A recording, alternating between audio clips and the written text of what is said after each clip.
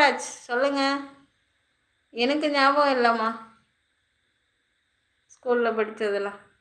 அக்காவின் பேச்சில் அதிக அனுபவம், அதிக வலி, அதிக பெண்மணி கஷ்டம், துன்பத்தை எதிர்கொண்டு போராடும் பெண்மணி. இன்பம் கிடைக்கும் என்று நம்பிக்கையுடன் இருங்கள். நம்பிக்கை தான் வாழ்க்கை. ஆமாம், அதனால தான் நம்பிக்கையோட இன்னைக்கு வரைக்கும் நம்ம வாழ்ந்துட்டுருக்குறோம்.